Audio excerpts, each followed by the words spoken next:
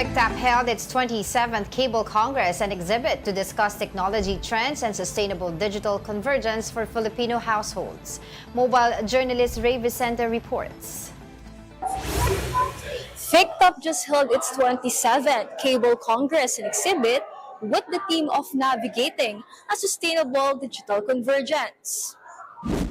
Partners and operators from cable television and telecommunication companies gathered during the 27th International Cable Congress and exhibit at the Manila Hotel.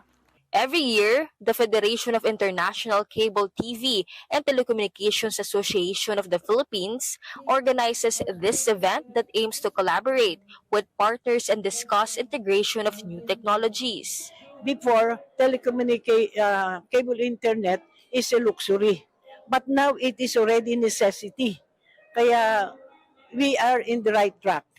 From cable TV, because of technology, we can do telecommunication. So we adapt. We adapt. We did not surrender. But we compete with the big players. With this year's theme, FICTAP continue to embrace trends of the medium and navigate challenges in regulations. Yet, as a company standing for almost 3 decades, FICTAP emphasized their resiliency amid the fast-changing landscape of technology. This year's theme, Navigating a Sustainable Digital Convergence, speaks directly to the heart of the challenges and opportunities we face today. For 27 strong years, FICTAP has stood as the home and the voice of small and medium-sized cable TV operators across the Philippines.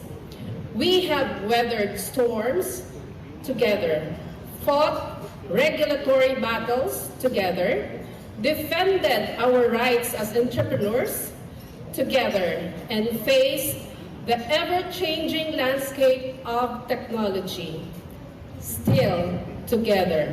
Keynote speakers also shared regulatory disputes and addressed internet access progress. Of the developments that's going on right now in our telecom sector, we are very much aware of that. Among the objectives of the KP are to promote open access and a competitive market for data transmission and internet services, and with the end in view of providing consumers with connectivity that is of high quality, affordable, and secure. FICTAP echoed to help partners bring quality, affordable, and accessible services to Filipino households. Meanwhile, exhibit booths including from the MediaQuest and other industry partners are also present to welcome those who attended. The Day 2 of the FICTAP Cable Congress will continue today, March 6. Kapatid Ray Vicente, we are One News.